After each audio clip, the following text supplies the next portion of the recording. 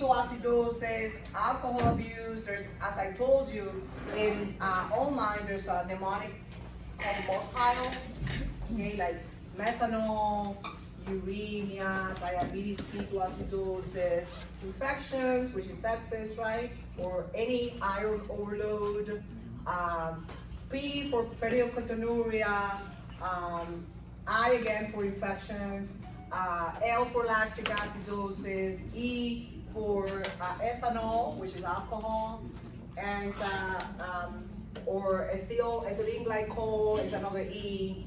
Do you understand? So there's many mnemonics, but as I told you, you don't need to memorize this. Disease process that leads you to an aerobic cascade, that's it. Okay? Non-anion gap metabolic acidosis, as I told you, if you have a pre-renal state of acute renal failure, and that is a reversible state, most likely it's non-anion gap or normal anion gap. Now, if it goes to acute tubular necrosis, that's different. If it's an acute renal failure due to intrarenal causes, which are most likely nephrotoxin drugs, that will be mostly high anion gap. Do you follow me? Good. Okay. In addition to that, remember that we have a diuretic that is called carbonic anhydrase inhibitor group, which is Diamox. Okay. Diamox works at the level of the proximal tubule of the kidney, excreting large amount of bicarbonate. So therefore, if you give a diuretics to excrete large amount of bicarbonate, how are you going to end up with metabolic acidosis? So one of the complications of Diamox that you do need to follow the CO2 in the BMP daily, okay, is metabolic acidosis. But that type of metabolic acidosis is non-anion gap. Okay? Now, if the patient, for example, is in hypoventilation state because of narcotic or sedative hypnotic, etc., what would it give you? Respiratory acidosis, right? Yes or no? Okay. Now you're trying to improve the amount of CO2 of that patient by either connecting the patient to the ventilator and increasing rate or tidal volume, or just give the antidote maybe for benzodiazepines or give the antidote for opioids, and you start waking up that patient and the patient goes into respiratory alkalosis. So the post-hypocapnia state, so the recovery of the post-hypocapnia state, which is respiratory alkalosis, will give you metabolic acidosis. Do you follow me? So that type of acidosis will be also non-anion gap. In addition, you have alkaline pH in your gut, right? If you have diarrhea, you're excreting the alkaline. How do you end up with? Metabolic acidosis. So that would be non-anion gap. And any type of fistula or any type of intestinal condition, remember, when you have a non-anion gap metabolic acidosis, the most common cause is the GI tract. As a cause, as an etiology. Any GI disease, okay? When you have metabolic alkalosis, the most common cause is dehydration. So look for any cause related to dehydration.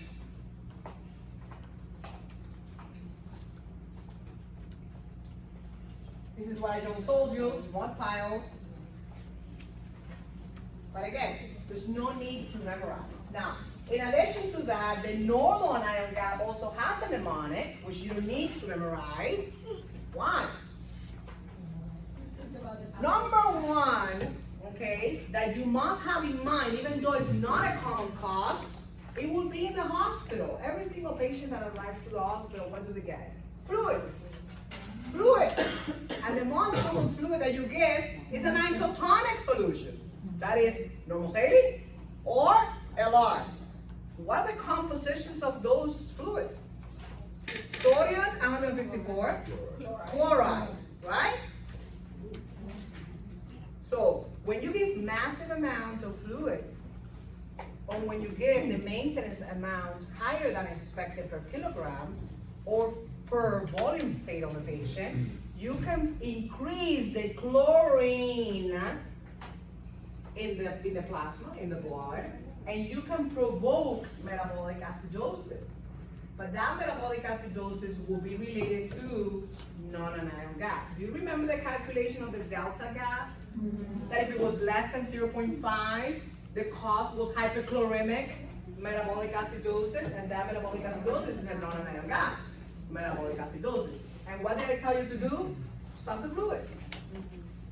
Or if it's necessary to hydrate the patient, unfortunately, we would have to choose one that has less chlorine, mostly hypotonic solutions in that case. Do you understand? Besides that, look, GI,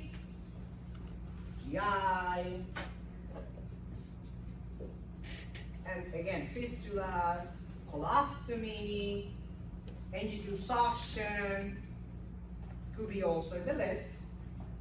Saline administration and hyperchloremia, as I told you. Okay? Now, why Addison's disease? What is Addison's disease?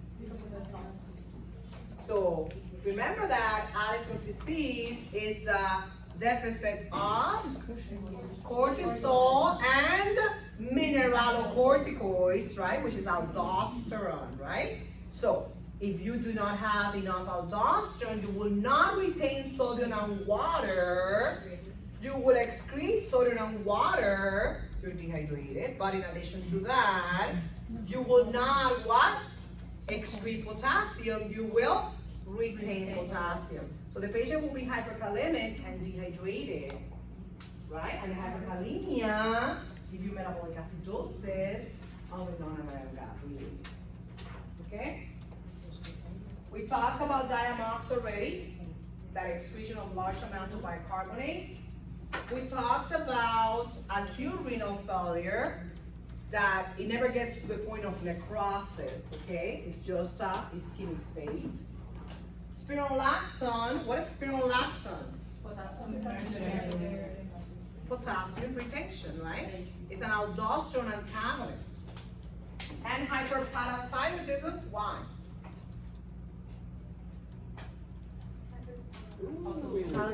What's the function of, okay, first of all, calcium, right? Reabsorption of calcium and phosphate, right? Isn't it phosphate acid, non-volatile, right? So the reabsorption of sodium and phosphate at the level of the intestine, at the level of the kidney, right? Yes? And at the level of the bone. Okay? Those are the three sites. But again, most commonly the disease process related to non-anion gap metabolic acidosis. Number one, what did I say? GI problems. And look for hyperchloremic saline administration, most commonly.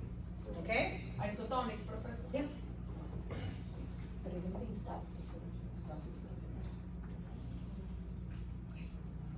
Talk about this. This is basically just telling you, okay, exactly what I just explained. All right?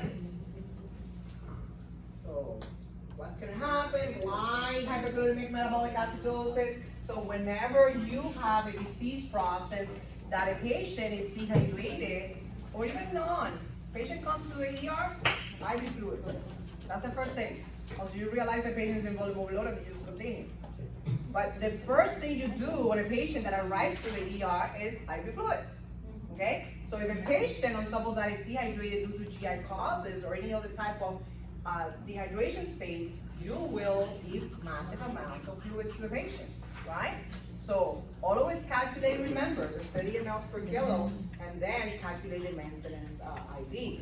I have seen patients, and that's common, that they just put 125 and 75 and 200 and whatever number they want. Okay? That when the patient, the cell is completely hydrated, if you continue the fluids in large amounts, you can put the patient in non-anion gap metabolic acidosis. Okay? So again, all the causes explained again. This is just the explanation of the renal tubular acidosis that we already went through in renal in 668, right? Remember that you have the pre-renal state, right? That there is constriction of the pre-renal arteriole, right, by ACE, and the post-renal arteriole is dilated by the prostaglandin to allow autoregulation, right? Once you reverse the pre-renal state, which most commonly is associated with hypovolemia, then the patient will never go into a prolonged ischemic state or renal tubular acidosis or necrosis, right? There is basically 3 types, which I'm not going to ask you on examination, but as depending on the types and the advancement of the ischemic process, the more acidity the patient will have, right? Because if you have a type 1 degree, the acidosis in that case will be mostly non-ion gap. If it progresses to necrosis, then leads to more uremia, more accumulation of phosphate, right? More accumulation of wasting byproducts of the kidney metabolism, therefore more higher ion gap metabolic acidosis. And that's the reason why it progresses up to the point of accumulation of urea, accumulation of uric acid, accumulation of all the electrolytes, including potassium, okay?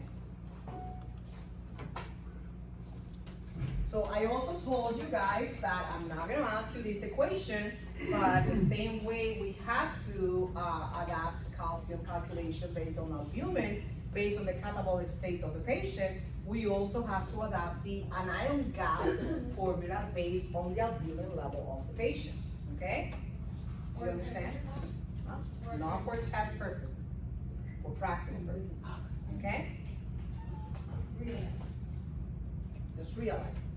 We also went through the delta gap, right? Remember that the delta gap is basically what's telling you if you have a mixed disorder. If this high anion gap is only related to hyperchloremic metabolic acidosis, if you have less than 0.5, right? If you have a mixed disorder, if it's more than 0.5, right? But less than 1. If you have 1 to 2, right? Or if you have more than 2, which remember that more than 2 is a combination of metabolic acidosis with metabolic alkalosis. Okay, we're gonna go through it again in examples. Okay? And remember that the delta gap, formula-wise, is that you have the anion gap calculated, right?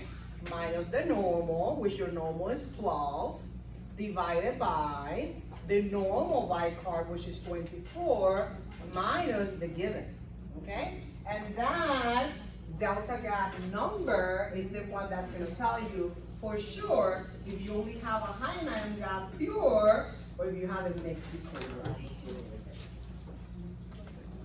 Okay? And that's what I just told you. Okay? And again, the formula in another way of presentation. And this is what I just gave you the cheat sheet, remember? Okay, so we're gonna go through it again. Now, in addition to this, again, I told you I was not gonna ask you, but you have to have this in the back of your mind for clinical practice, okay? How do I know that not only I might have a mixed disorder based on delta gap, but that mixed disorder of non-anion gap and high anion gap, mostly applicable for the less than 1, is also associated with any type of toxic drug. Might be clearly evident that if a patient goes with alcohol abuse in an overdose, like when we had a patient the other day, 125, just a family member kicked, diabetic patient type 1, insulin dependent. The family came from Cuba, they decided to throw a party for them, and the guy got drunk, and drove to the gas station, felt really bad, and called 911 himself. Oh my God. So 120 something in diabetes ketoacidosis, went to the hospital. How much, listen, how much the alcohol is influencing this high anion gap metabolic acidosis or the diabetes ketoacidosis itself.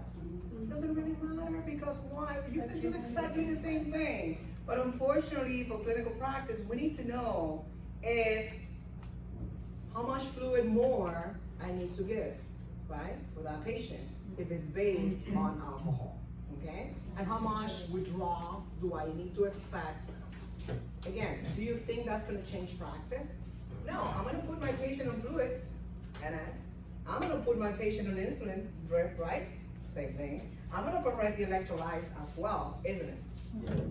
So, in addition to that, because the patient came alcoholic, I don't really care what history you have of alcoholism or not. I'm gonna put you on the first liter of fluid that I will give you, and will be the rally pack. And I will give you Ativan PRN 2 milligrams Q2 hours PRN seizures or withdrawal. Would that change practice? No, it won't. But I need to know, based on calculation, how much can I expect that iron gap to be closed or to be corrected as fast as, if it's only for diabetes ketoacidosis, or if the alcohol is influencing that gap. And that will be calculating the plasma osmolarity, which you know already, yes? Yeah. Okay, so basically the first step is to calculate the plasma osmolarity, which you know is the 2 times sodium, right? Plus, you can include or not, as you wish, the potassium, okay? Plus the glucose divided by 18, plus the BUN divided by 2.8. And you know that the plasma osmolarity, we already decided, right? 280 to 300, right? So after you obtain the number, right, you're gonna give me the medium of the normal measured plasma osmolarity. What's the normal plasma osmolarity? What do you think will be the medium? 290, right?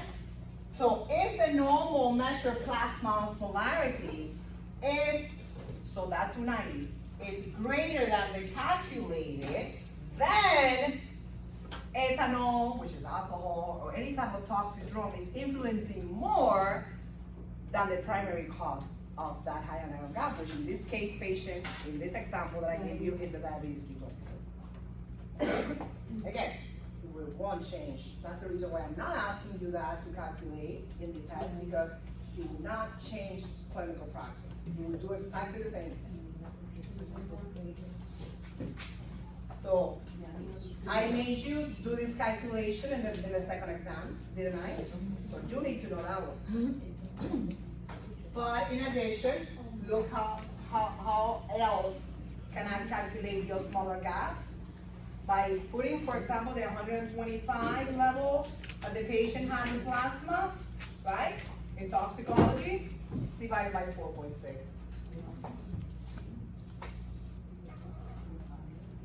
So again, all the toxic drums that can influence that.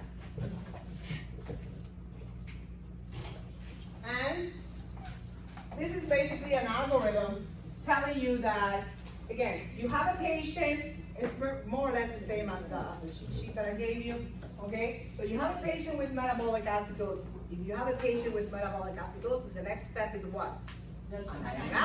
Because I need to know if it's normal or high, right? So if it's normal, what did we decide to do? Nothing. Stop, right? Now, it's true that you might want to know if I have an appropriate respiratory compensation, but that's not going to affect the clinical practice or the clinical outcome of the patient. That's the reason why we're not doing it, right? But if we do have the an iron gap calculated, right, and it's elevated, so it's high iron gap, more than what? 16, right? If you don't include the potassium, or 20 if you do. So what about the 16 on the dot? It's normal. Okay. If I tell you that the potassium medium is 4, and if it's 4, it's normal. Okay. So then you calculate the delta gap, right? And this is basically telling you that if you calculate the delta gap, what's going to happen? If it's less than 0.5, if it's less than 1, if it's 1 to 2, if it's more than 2. Okay? Then after that, okay, so how much, again, of that delta gap my toxic drums are influencing on? Okay? So remember, alcohol or methanol or ethynyl glycol, how much of that is influent, and that's when you calculate the osmolar gap. Okay? Remember that, again, in that algorithm, it's basically telling you that the nutrition of the patient is influencing both delta, an ion gap, and even osmolar gap. So you need to know exactly how much albumin level the patient will have. Okay? And based on, again, you have a patient with high ion gap metabolic acidosis coming with clinical signs and symptoms of diabetes ketoacidosis, you treat the underlying etiology to be able to correct the anion gap. If it's related to end-stage renal failure, you're going to treat that basically correcting electrolytes and the urea on dialysis. So basically it's telling you an example here, diabetes ketoacidosis, but in reality what this algorithm is about is that you must treat the underlying etiology to be able to correct the high ion gap. Okay? Any question? No? So again, treat the cause. You have to treat the cause, otherwise that high ion gap or normal ion gap will never be corrected. Okay? All right. We also had a patient the other day that she had esophageal stricture, okay? And she went for esophageal dilation, and they perforated the esophagus. Yeah, very young, like 40 something. She was born with achalasia, and she has had several Bill too, which is gastrectomy with deviation and all that, and in Cuba. And she came to this country. She has had already in this country 2 types of dilation of the esophagus. The last was done a Kent original dilation with Botox, okay? Because, yeah, achalasia, remember, one of the treatment is Botox. Remember, this is the dysfunctional esophagus that does not contract properly. So it's completely hypotonic, okay? And that's the reason why, since there's no peristalsis, the food gets stuck, and the patients, you know, they can't swallow properly. So they have to go through several dilations, and sometimes they even put stent on the patient. So this time they did a dilation. She left normal, as she gave us as a history. And but she was saying, I mean, I actually left. I was feeling fine, and I even had a juice at the endoscopy center. I can't, because I was program outpatient, but it was done at Kent originally. And she even drank a juice after the procedure. She felt fine, and she was waiting for her husband to pick her up. And one of her friends actually accompanied her, and she said, you know what? Let's drink a café con leche at the little cafeteria that they have here, because that's the best café con leche that I have ever drank. This is exactly what she was telling me. And as soon as she drank the coffee, she went outside waiting for her husband to pick her up, and she felt really bad, and she started vomiting. What is presumed is that there was maybe a little bit of stretching of the mucosa of the esophagus, and at the time she vomited, she burst the mucosa. So she ruptured, I mean, of course, the endoscope dilated too much against the wall, and as soon as she vomited, she ruptured the esophagus. So basically, vomiting, you might think, will put her metabolic alkalosis, and you're right, because of dehydration state. But the process of rupturing of the esophagus, having free air in the mediastinum, okay, the stomach not connecting properly with the esophagus, and the hypotonic constriction of the sphincter, of the lower esophageal sphincter, will actually pour acid to the outside. She had massive pleural effusions. She was, and we didn't know if those pleural effusions, we had to actually tap her. I actually left her waiting for that procedure. That never happened on Sunday. But if those were hemothorax, if they were related to acid from the stomach, right? of what it was. She was severely hypoxic. I intubated her. She was severely hypoxic. She was tachypnic, so she was in respiratory distress. So listen to me, rupture of the esophagus. What do you think that disease process will give you? High iron gap or non-iron gap? High. Well, you might think it was GI. Yes, GI, but it's like having bowel obstruction with ischemia. Yes, it's GI, but it's giving you ischemic process. So the rupture of the esophagus, the fact that she had massive pleural effusions and she was hypoxic, put her more to high iron metabolic acidosis, and we had to give her a lot of fluids and sodium bicarbonate and bring her quickly to either drainage. But they wanted to know, I don't know the stupidity of the surgeons, they wanted to know the nature of that before taking her to the OR. And they were even planning to transfer her immediately as an emergency to UM because what she needed to have was a self-flyectomy, removing the esophagus, and putting a new implant of esophagus. And Kendall Regional doesn't do it, it's only UM. So again, even though, guys, the process here you might think is non-iron metabolic acidosis is actually high, and you have to correct the underlying problem. And the underlying problem for her was not knowing the nature of the pleural effusion, was not actually tapping that and getting her more complicated with maybe pneumothoraxes. Okay, it's actually repair that esophagus. Okay. So again, what will you do for that? Any hyperperfusion state that leads you to lactic acidosis, you have to correct. Even if it's septic shock, even if it's this case or whatever case it is. You know, for diabetes ketoacidosis, the underlying condition, how is it treated? Fluid electrolyte replacement, insulin, okay?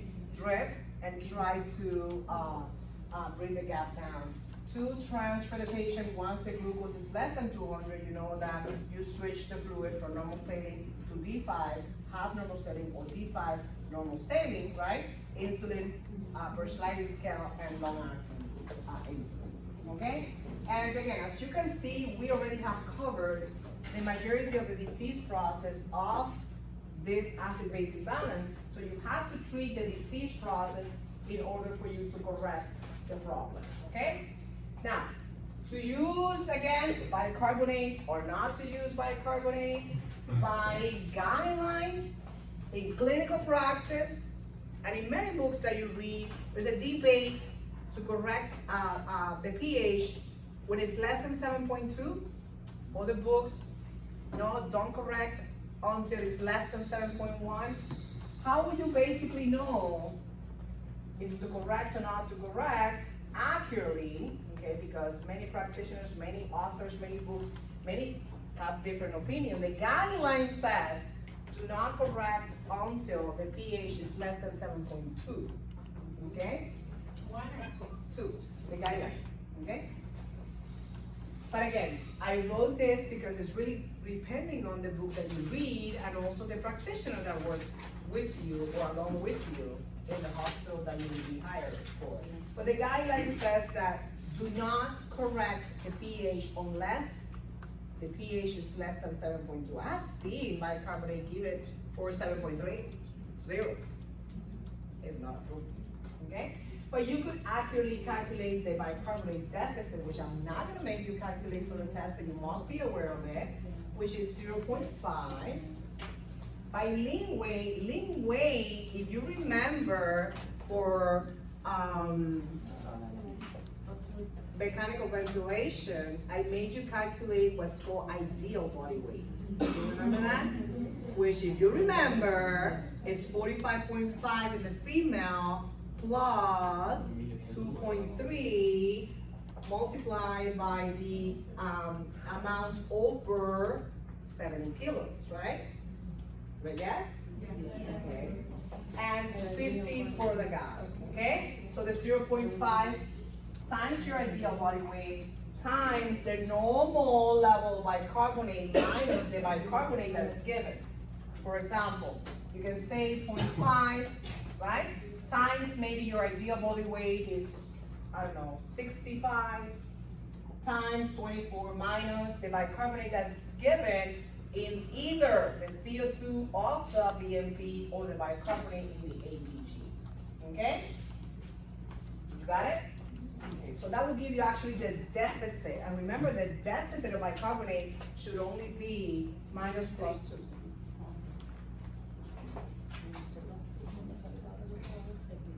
Okay?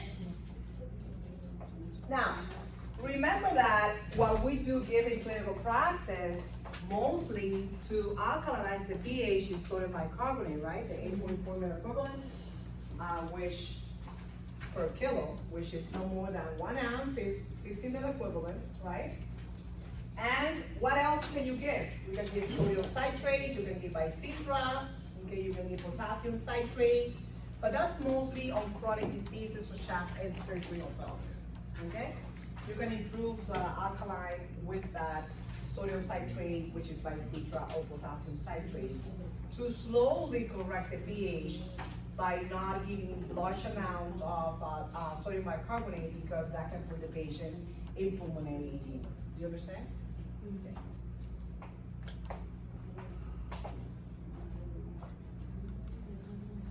So as you can see here, your goal is basically to increase the bicarbonate no more than 10 milliequivalents per liter, which actually brings the pH, like 10 milliequivalents will put the patient in 7.20 or more. Okay? So as I told you, one of the major complications for sodium bicarbonate is volume overload. Okay? I'm not saying that you're not going to give sodium bicarbonate to a patient that has a pH less than 7.2 just because the patient is in pulmonary edema. Okay? You have to give temporary measures before you either do, for example, dialysis on a patient that is in end-stage renal disease. Okay? But one of the major complications is that you can worsen the pulmonary edema of the patient. Now, remember that by giving bicarbonate and putting the patient in metabolic alkalosis, you have a shift at the level of the membrane for the potassium, so the patients can go into hypokalemia and hypocalcemia. Okay? So maybe the next step will be to calculate ionized calcium, because most likely these patients will go into hypocalcemia as well. Okay? So again, how to assess acid-base imbalance, we're going to go straight again through your cheat sheet, because otherwise it's confusing. And we started doing cases, remember? We did the first case, so let's go to the second case, which I skipped because it was more or less the same, it was respiratory. Okay? So let's do it. So you have a 7-year-old female that has been admitted under your case with status post hip replacement. In immediate postoperative period, Gina is screaming in pain. So pain, pain, pain, what are you expecting? Respiratory alkalosis. That's my expectation, right? The bedside nurse calls you to order more pain medication, so you increase the dilaudid dose. Ooh. The patient first most likely was in respiratory alkalosis due to pain. Now I might have induced respiratory acidosis due to narcotics, right? Dose and frequency in order to provide her some relief. 8 hours later, receive a call from the nurse stating that Gina is newly confused and trying to get out of bed. She reports that Gina is also breathing funny and that she fears that she might have a stroke. Now, stroke and possible pain due to sepsis, right, from the hip replacement, yes or no? Yeah. Can we do also metabolic acidosis? What about a clot too? Or clot, a pulmonary embolism, fat clotting will give you respiratory alkalosis, you know? So you have two possibilities here. I have, because I already gave dilaudid respiratory acidosis, and the underlying process or a complication of a stroke, metabolic acidosis. Let's see what I have. That's my impression from the case, okay? But we do have labs. So you have a pH of 713. What's that? It's going down have a PCO2 of 60.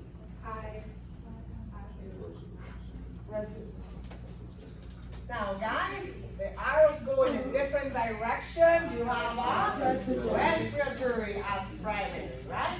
And it's matching with your pH and it's respiratory acidosis, right? I already have my primary problem. Bicarbonate is 25, which is normal, but normal to the alkaline sign. Why? Because the medium is 24. So yes, I'm moving. Even though it's normal, I'm moving already to the opposite direction. Yes or no? Yeah. So I have a compensation, but it's partial, right? Now, since I have my primary problem, respiratory acidosis, which I expected because the patient is like acting up, right?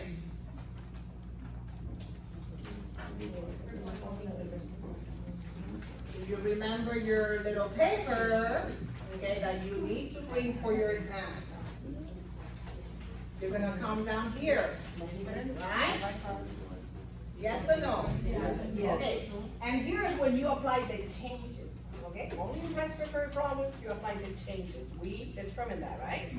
Okay, so in respiratory acidosis, the formula is changes of bicarbonate with your changes of bicarbonate is 1 should equal your changes in PCO2, which from 40 to 60 is 20, divided by 10 is 2. Yes? Yes. Yeah. Okay. Right. Plus, minus 2, which is already there. But chronic should be away from that. Why? Because it changes. This is acute, okay? Acute. And the chronic is exactly the same formula, but with a 3.5 multiplying. So that means that 1 should be equal to 3.5 Times 20.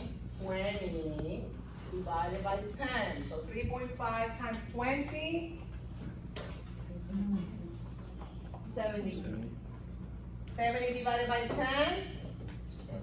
7. So which one's closer? Yeah. So what do I have? An acute respiratory acidosis. Does that match my problem? My patient was like in pain, and you knock him out. Do I need to do anything else? No. That's it. That's the end of that case. So what do you think I have to do? Please don't give more dilaudid, right? Or if so, of course, you're not going to put the patient in pain, but reduce the dose. If the patient is completely knocked out, you unfortunately have to give the activity. All right? And consult pain management. If you can handle it. Last week when you had talked about the respiratory alkalosis part, it was also trying to do the acidosis. Same thing. It is. Okay. Same thing. But look at this. Even if you don't remember, listen guys, and listen. Even if you don't remember to apply the plus minus 2, it doesn't matter, which is far from fact. It can be chronic, it has to be acute. I mean, I did the calculation of chronic for you, but it's obvious that has to be acute. That's closer to 1 than anything else. You start multiplying by 3.5, it's going to be really far. Okay? Is it clicking now? Yes. Okay. Case 3, I don't know if we did it, but. Okay. Anthony, morbid obese with diabetes and hypertension presents to the pulmonary clinic after referral from his PCP for asymptomatic hypoxia. So that means it's chronic. He has no history of smoking, and these are the vital signs, BMI, which is obese, and any large body habitus, unfortunately, those are patients that are in hypoventilation state. Think about it, having a huge belly, pushing the diaphragm up, the amount of volume that you have is really low. So that means that the amount of CO2 that you excrete is also low. So that means that this is a CO2 retaining person. What I'm expecting also is a respiratory acidosis, but maybe there's something else, I don't know.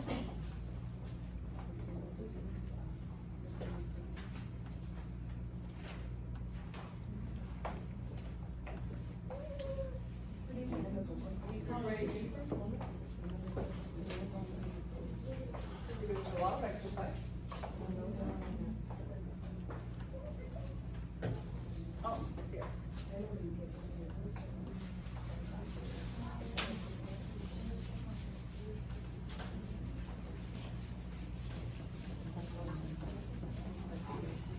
Okay, so remember that in the first case that we just did, I put sodium, potassium, blah, blah, blah.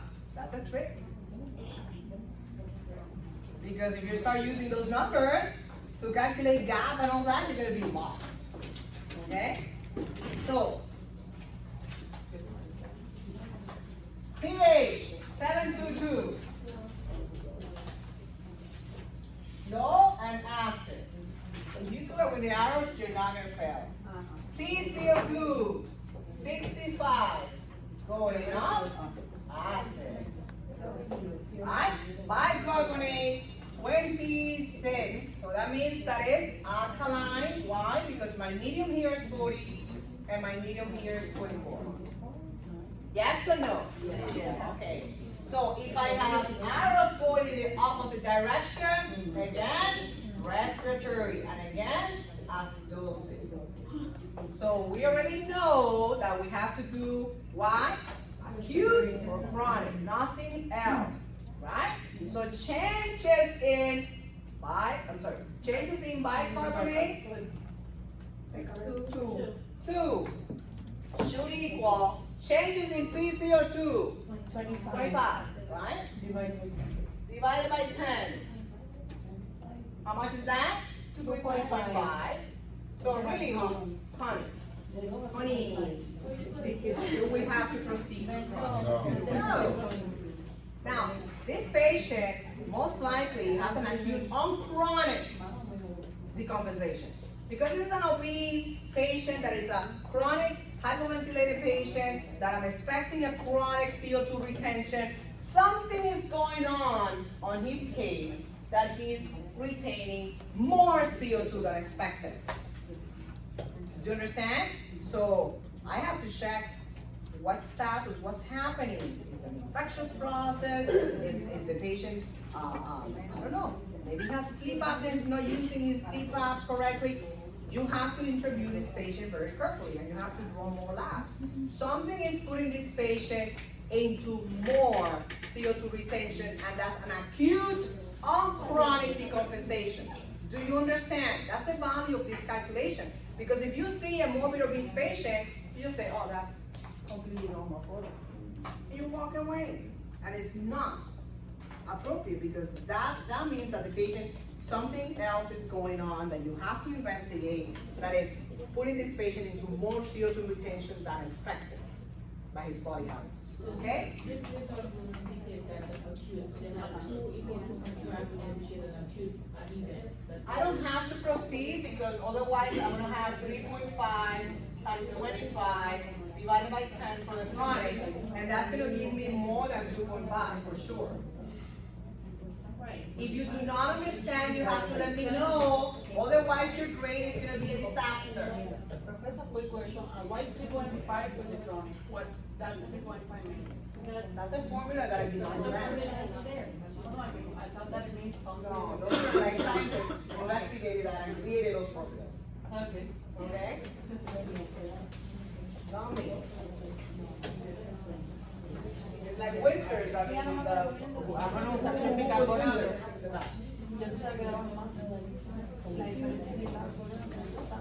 okay? Next.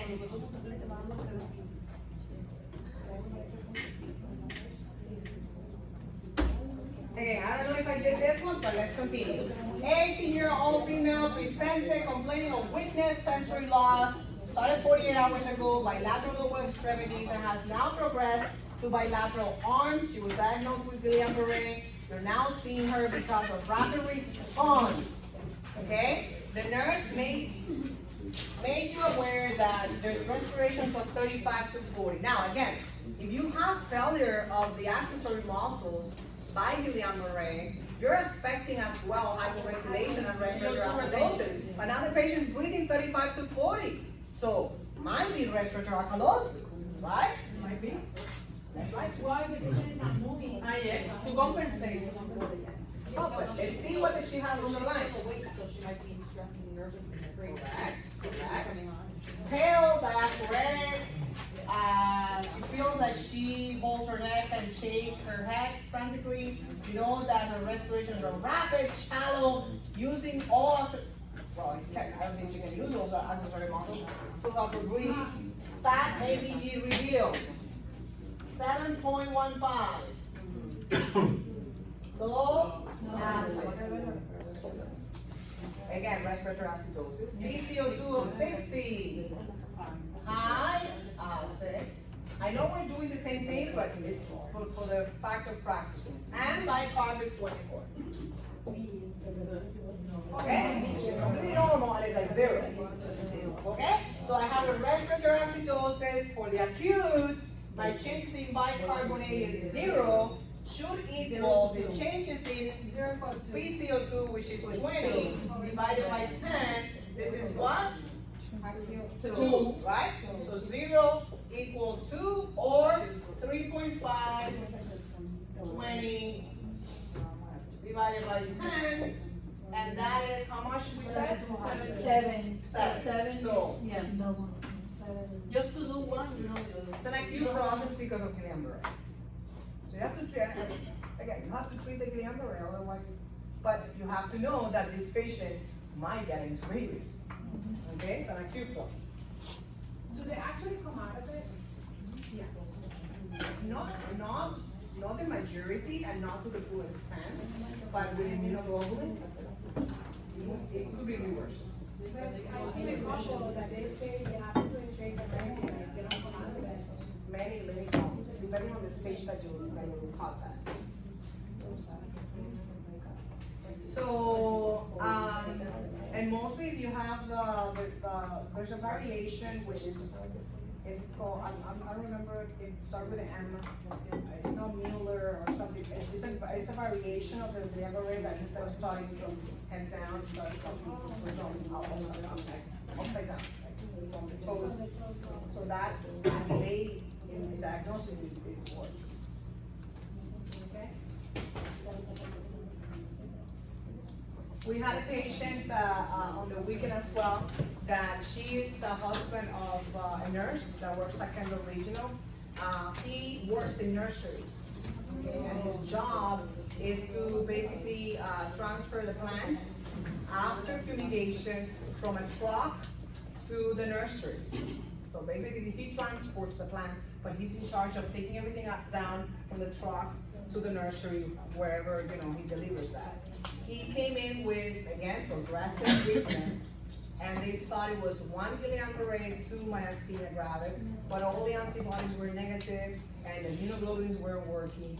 Then, of course, history is super important, and nobody asked for it to work, and when they asked, immediately physostigmine, which is an antidote for organophosphate, and the patient was already talking and moving and everything. Wow. History. I mean, maybe it was a failure of the nurse as well, because being a nurse, but not every single nurse is in the nurse practitioner program, right? So maybe they don't know that that's a relevant history. Okay? So, 75-year-old was sent to the ER from her nursing home due to fever and dyspnea. Vitals on arrival, fever. So you're expecting if the patient has fever, sepsis, maybe what? Metabolic acidosis. But, well, again, it really depends. I do have both choices, you're right. Metabolic acidosis due to the infection, but because maybe the patient's septic, they have a lot of translocation of fluids, right? And maybe they're dehydrated, right? Because of first phase or whatever. So let's see. Heart rate is 132. I should have a compensatory respiratory alkalosis, patient's hypotensive, right? SATs 84 on face mask, their volume overload, increased breast cells on the right veins. ABG.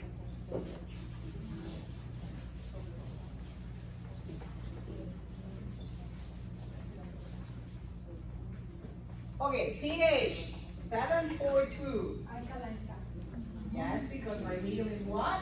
7.4. So it's going up. Right? Alkaline.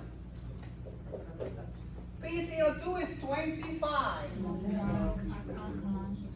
What is that? It's going up because the medium is 24. Right? No, I'm sorry, I'm sorry. Yes, yes, yes. Sorry. I'm human. So, yes, PCO2. Okay? So remember, 40 is the medium, so low. Going in a different direction. Respiratory what? What was I expecting before? I was expecting metabolic acidosis or alkalosis due to sepsis, maybe dehydration, right? But, didn't I? No, it's me. But the patient was breathing like 34, okay? So, respiratory alkalosis, okay? And my carb is 17.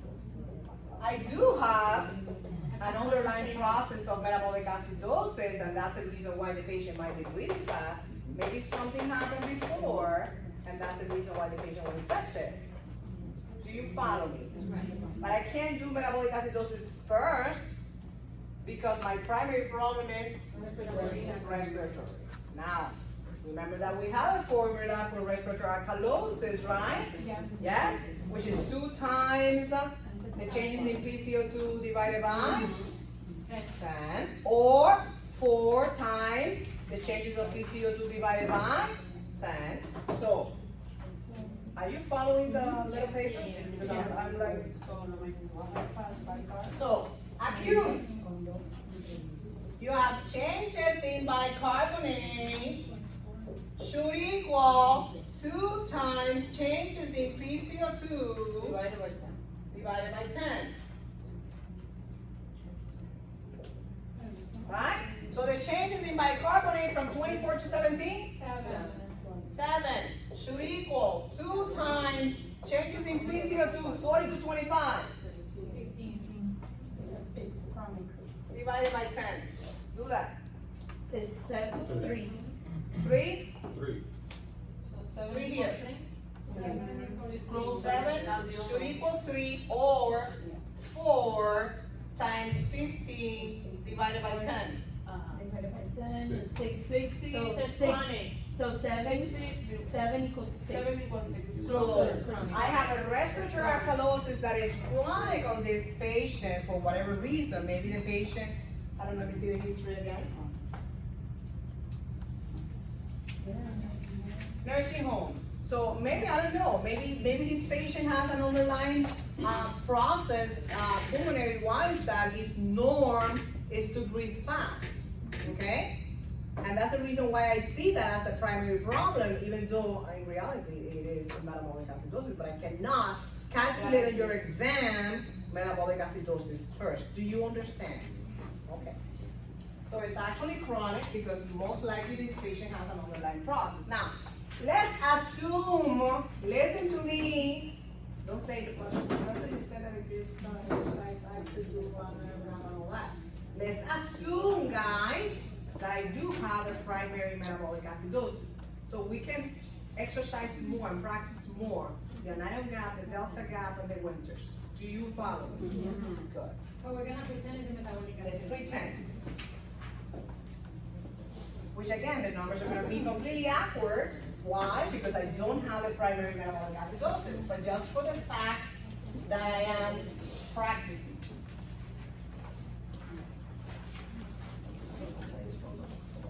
What number was here, 17? 17. Okay. So no, I would have to have, yes, I do have, no? It's, Yes. Okay. So, So I do have the sodium blah blah blah. So let's pretend and let's do the calculation of an ion gap, right? So if I have a metabolic acidosis, then my next step will be to calculate an ion gap. Right? And an ion gap is sodium 148 minus chloride 110 plus the CO2, which is 17. So I have 127, right? 148 minus 127 21. is 21. So Is it it's greater high. than 16? Yeah. Yes. So if it's greater than 16, I have a high ion gap. Metabolic acidosis, which correlates with the sepsis, right? That we already said. So if I have a high ion gap metabolic acidosis, my next step will be delta gap. If I don't have a high ion gap metabolic acidosis, the end of the story. Okay? So if I have a high ion gap metabolic acidosis, my next step is the delta gap. And the delta gap says that The measure, right? my 21, which is the calculated here, minus my normal, which is 12, divided by my normal bicarb, which is 24, minus the given, 17. So 21 minus 12, 9. 9 divided by 24 minus 17, 7. So 9 divided by 7, 1.2. 1.28, so 1.3. So 1.3, and if you recall from this, coming back to here, which is your delta gap, 1 to 2 is the pure high ion gap metabolic acidosis. That means sepsis. Now, the next step is, do I really have an appropriate respiratory compensation? And what tells me that? Winter's formula, right? And the Winter's formula says that, remember here, for metabolic acidosis, right? No changes. The PCO2 should equal 1.5 times the bicarb plus 8 plus minus 2. So your PCO2 is 25, right? Should equal 1.5 times 17 plus 8 plus minus 2. 33.5. 33.5. So since my 25 is less than the calculated, I have alkalosis, respiratory alkalosis. So my answer is I do not have an appropriate compensation. That means that I'm compensating, but not fully, right? I do not have an appropriate compensation. What I have is a respiratory alkalosis. Lo que no dio ella. So since 25 is less than 23, that's. And I know you know it because it's there, but unfortunately you have to calculate it because you have to answer my question. So ella tiene high ion gap metabolic acidosis with respiratory alkalosis. Yes.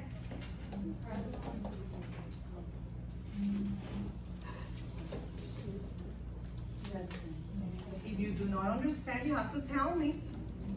I see a lot of people participating and others are quiet. So, now I got lost again. Okay, I know that this option out 25 higher than, less than 33.5. Because, look here, if you recall this, if both this and this are equal, what do you have? An appropriate respiratory compensation, right?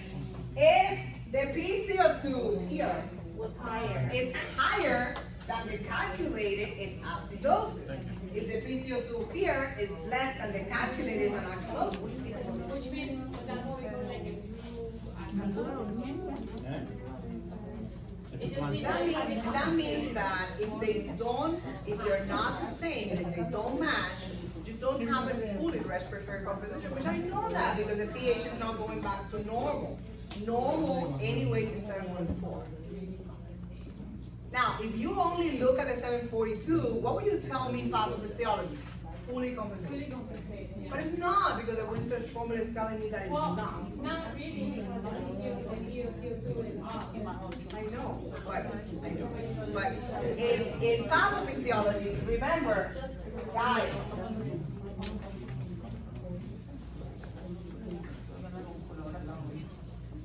in pathophysiology,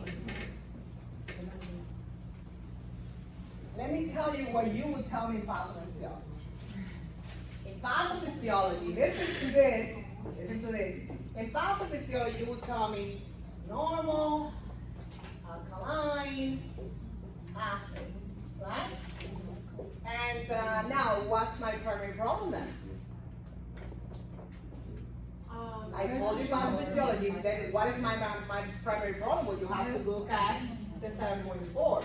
And if it's greater, it's alkaline. If it's less, it's acid, right? So since it's greater than 7.42, it's alkaline. So anyways, what's matching with my pH is respiratory, right? Anyways, it's gonna give it to you the same way. Now, listen. Now, if you assume, which is not, that the primary problem is a metabolic acidosis, what you would have told me in pathophysiology, that I have a fully compensatory problem, right? Because my pH is going back to normal. Wouldn't you have answered that? Yes. But in reality, when you calculate the Winter's formula, you can tell for a fact that I don't have a fully compensation because my PCO2 given is not equal to the PCO2 calculated. It is still in respiratory alkalosis. So then, compensating both them should be the same, well, it's equal, right? Okay. If it's compensated. Listen to this again. If, Listen to this, guys, listen to this. If I would have given you 7.52, you would have told me anyways respiratory alkalosis, right? But since the pH is not going back to normal, you would have told me it's compensating for partial. But since the pH is 7.42, and it's completely normal because it's 735 to 745, in pathophysiology, you would have told me fully compensated. But how do I know it's not? Because of the formula that I just did. Again, modified Winters. You want to call it Winter as well.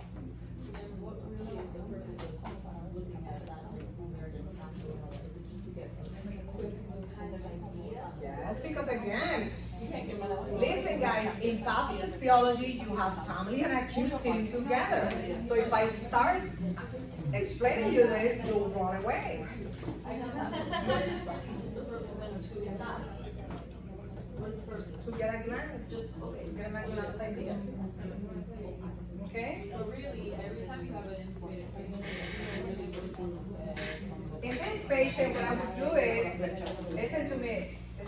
In this patient, in reality, how will you fix the problem? Or you can, for example, if the patient is on the ventilator, you cannot drop the rate. Even if you know that the patient's still not fully compensating and the patient's still underlying, still in respiratory alkalosis, you need that. Because if you blunt that respiratory alkalosis, the patients will go into more metabolic acidosis.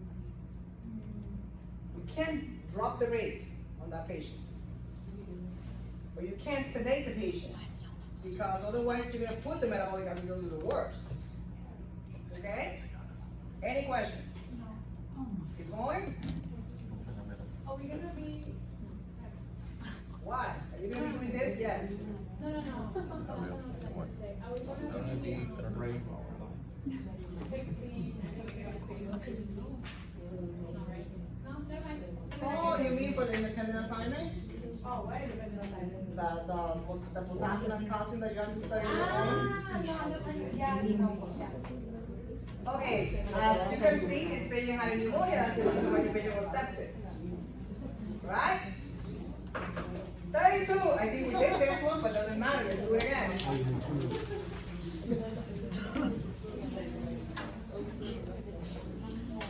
Okay, so 32.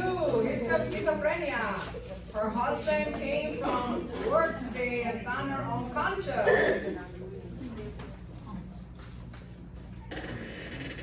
pH 696. Down acid. PCO2 60. Well, we know already. Acid. So we have what? Respiratory. Going in a different direction, my arrows, right? Ooh, hold on. CO2 too, so everybody's acid. CO2 60. No, I'm talking about the bicarb is 13. Wait, don't do that on the test. I know it's a mixed acid. I know it's a mixed acid disorder. But what's your primary problem? Respiratory. Why? Because my arrows are going in a different direction. Right? Is it 17%? So it is acid. So yes, I have a mixed acid disorder, but what's my primary problem? Respiratory, because my arrows are going in the opposite direction. Tell me guys, what do I have to do next? Okay, so changes in bicarbonate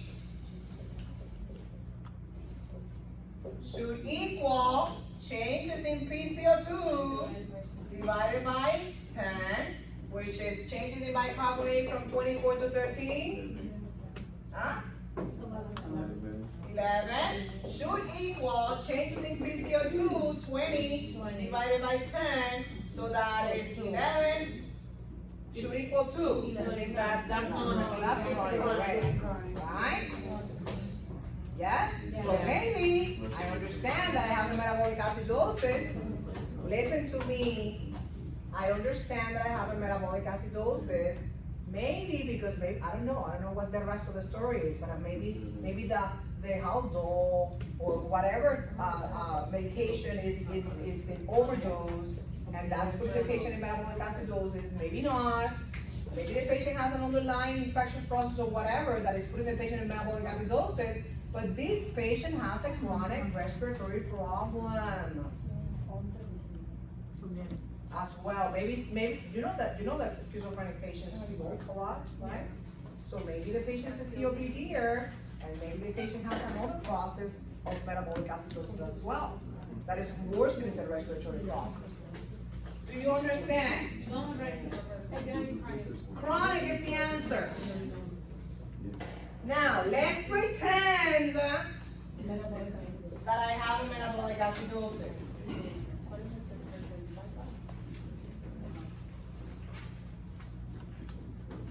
Let's pretend that I have a metabolic acidosis, and let's do the whole process. What's the next step in metabolic acidosis? Anion gap. So your sodium 132 minus chloride 95 plus your CO2, which remember that this number here should be close minus plus 2 on the BMP. Now, I cannot give you like an off number like 13 and 25. That's completely wrong, okay? Then you will have to draw blood on the patient again if it doesn't match, okay? So, let's put this 12. Remember that in the anion gap, that's why I keep insisting that this is CO2 of the BMP. Got it? Okay. Now, 95 plus 12? 107, 132 minus 107? 25. Is it greater than 16? Yes. Now, if you really forget and instead of 13 you put 12 or 12, 13, it's going to be 24. It's going to be high on that anyways. Okay? I know, but let's see if it's true or not. So, next step, since I have a high ion gamma metabolic acidosis, what's the next step? Delta. Yes or no? Delta.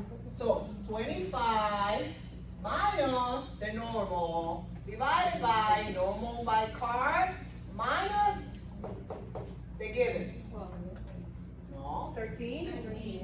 Again, your anion gap is coming from the BMP. Your delta gap is coming from the ABG. Okay. But still, let's do 12 and 13 to see if there's any difference.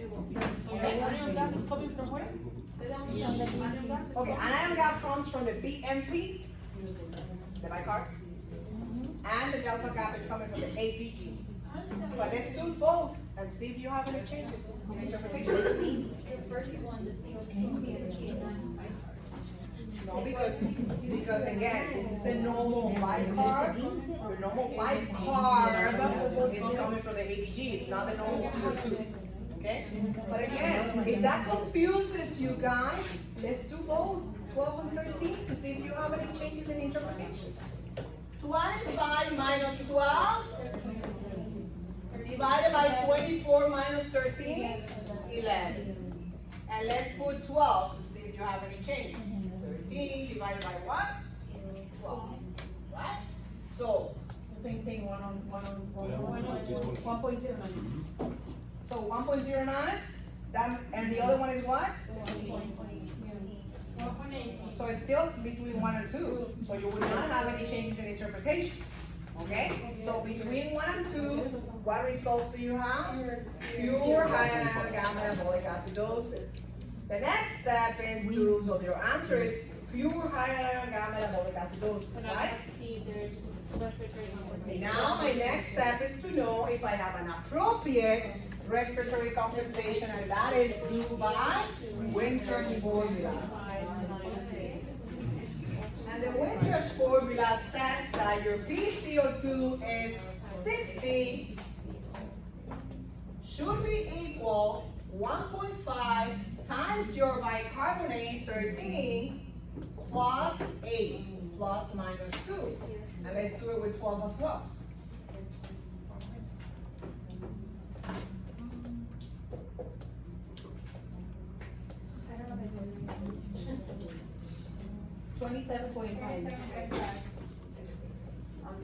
Or maybe a little less here, like 26. It doesn't matter. Anyway, 60 is greater than 27.5. That means respiratory acidosis, and that's exactly what I have.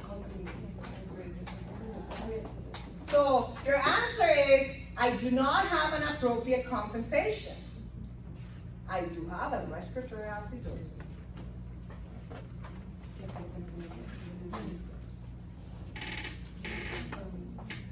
Any questions?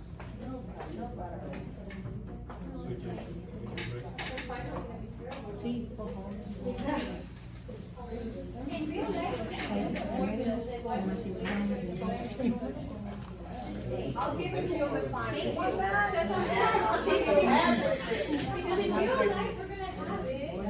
Ramoni? What you will have is 1 minute per question in the exam. No, see, I don't like But in the exam, they won't have us do all these calculations, right, with the formula? Now we need to really learn. Okay. Motor vehicle accident, transfer by paramedics, complain of abdominal pain and dizziness and has a chemosis over the left over quadrant. Vital signs are in hypotensive shock. 7.3. Oh, I don't know. Let's do it again. PCO2, 29. So that is what?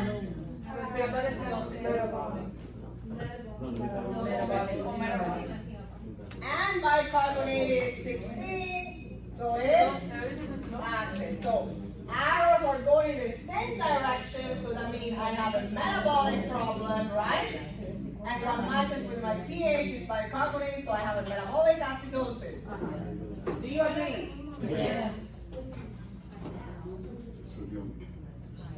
Ay, se me está confundiendo.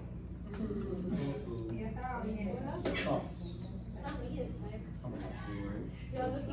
Look at me, look at me.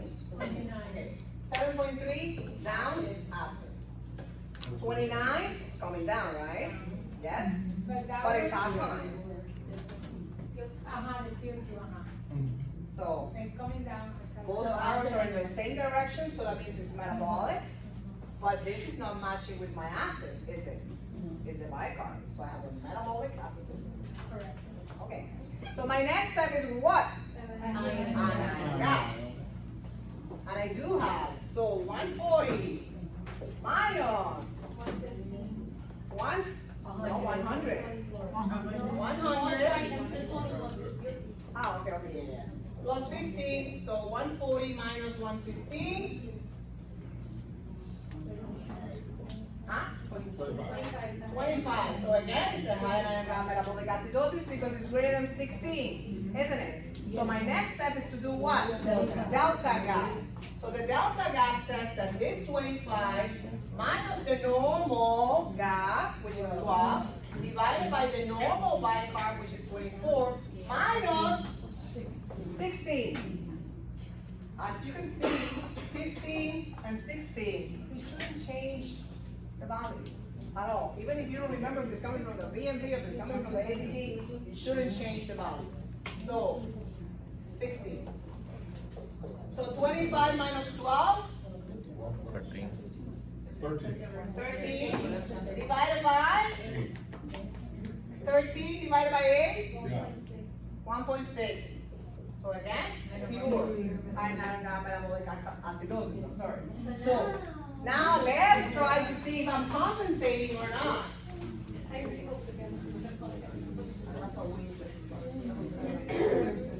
So your PCO2 is 29. Should equal 1.5 times bicarb 16 plus 8 plus minus 2. So 29 should equal what? 1.5 times 16 is 128. no. 16 times 1.5. 32? 32? 30. I see 32. I went to I thought 32. Yes, but now, listen to me, remember this plus minus 2. Yeah. Even if I do plus minus 2, do I ever get to 29? But you gotta add 29 is still less than, even the less number, which is 30. Respiratory alkalosis.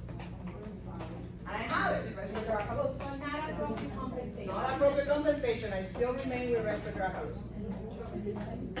It's fun, right? I was confused last time. Remember that I was just creating numbers.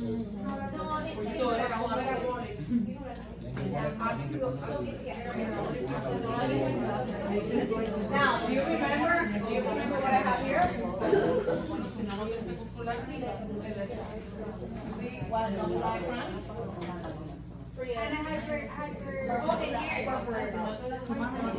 Here, and you was here, you see how far we're going with this.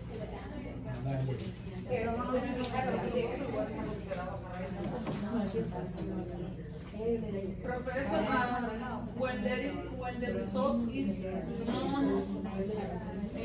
high ion gap, that is Okay, she has a question. Imagine, guys.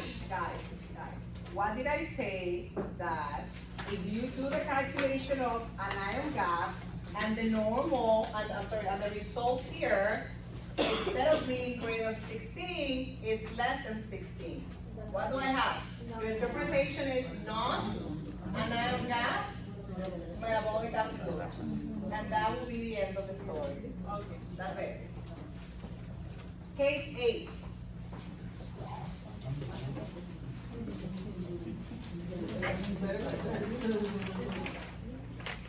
Admitted to secondary suicide attempt, Tylenol overdose. What are you expecting? Toxic drug overdose, metabolic acidosis, ion gap.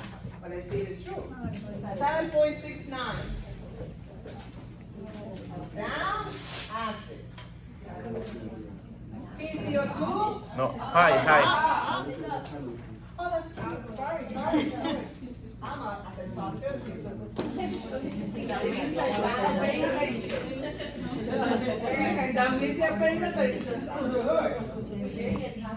Okay, 7.69. High alkalosis. Okay? PCO2 is 30. So that means down alkalosis, right?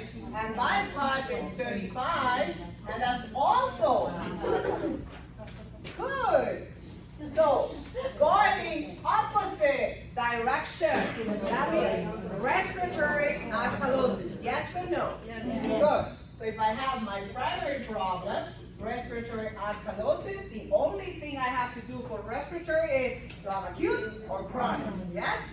So that means that changes in bicarbonate should equal for respiratory alkalosis, if you recall, for those that are not following me correctly,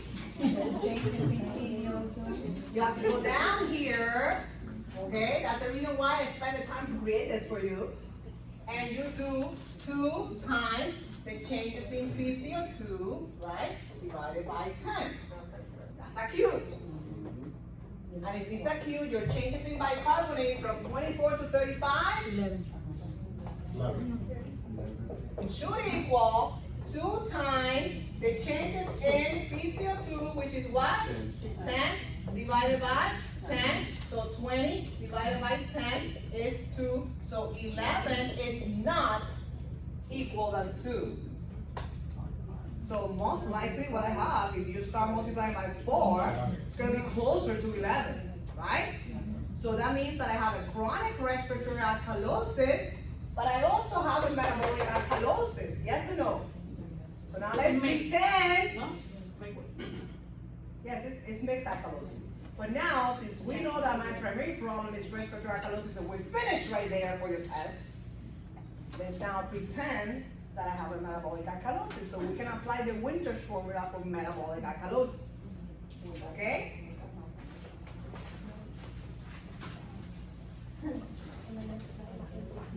So if I am pretending, that doesn't mean that you have to do the entire thing for your test.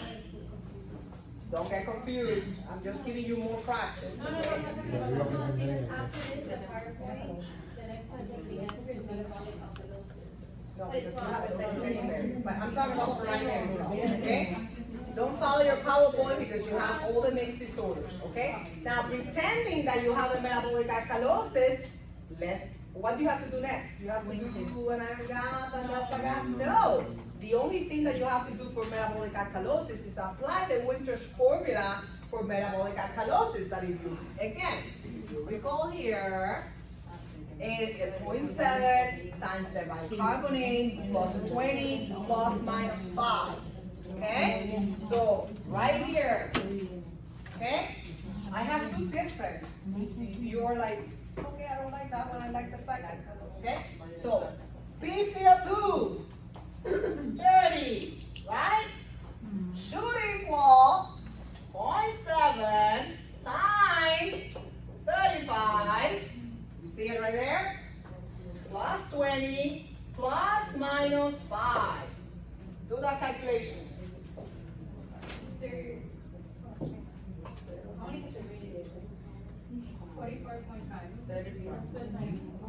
44.5 and plus minus 5, so that means that it's like what? 39 up to 49. Anyways, 30 is less than the lowest number, right? That means that I have a respiratory alkalosis. I do not have an appropriate compensation respiratory. I have a respiratory alkalosis. So are you gonna have in the exam respiratory alkalosis, or is the exam the response so it's gonna be no compensating? Either or. So,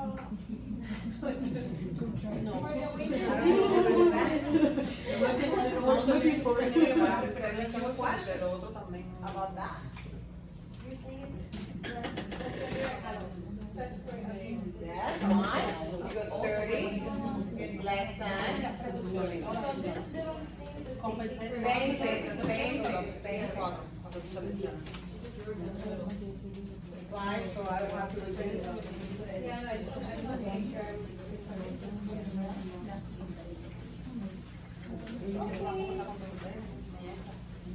Next.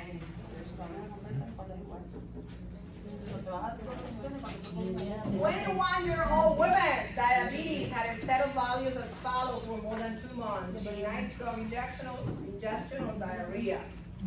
Blah, blah, blah, blah, blah. 7:35. Remember that you're making me 7:4. I said no.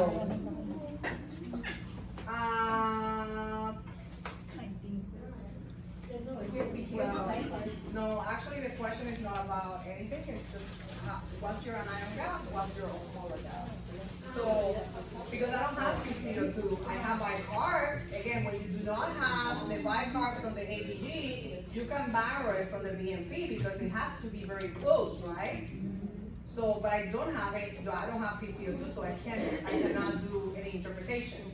So the only answer that I can do here, because remember, I'm not gonna ask you a smaller gamma, it will be the anion gap. So let's calculate the anion gap for this case. Remember that it's 136 minus your chloride, 103 plus 19. How much is that? 122. 122, so 136. Yeah. Is it 122? So 136 minus 122? 14. 14. So what do I have? A normal anion gap metabolic acidosis, and that would be this, if you would have an ABG interpretation. Okay? 10. 69-year-old female presents to the E with altered mental status, BP 150 over 89, or 87, blah, blah, blah, blah, blah, blah. Let's keep going. Values. So 143. Oh, that's doing. Sorry.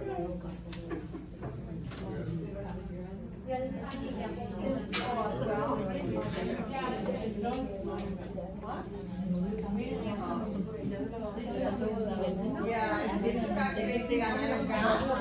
So if we calculate the anion gap in here, again, it's 143 minus 102 plus 14. So 126, 143 minus 126, 16. It's 116 now, not 120. Oh, that's true, I'm sorry, I thought it was a 1 there, so 116. It's a high anion gap. 29. Yeah. So you have a high anion gap metabolic acidosis, Yeah. and if you want to proceed, delta gap, so 29 minus 12 divided by 24 minus 14. How much is that? 17 Divided to 10. 17 divided by 10. 1.7 by 10. 1.7. So 1.7 again is Pure. between 1 and 2, so it's pure. Okay? That doesn't mean that all the other questions will be like that. And also remember, think about what's the possibility. Okay? That will be another question. What is the underlying etiology most likely? Just by an interpretation without a case. So without a case, if you have a high anion gap, it cannot be fistulas or diarrhea, it cannot be diamox, right? It cannot be acute tubular acidosis, and blah, blah, blah, blah. And that would be all, right? Yes. We finished early, huh? I can start sharp.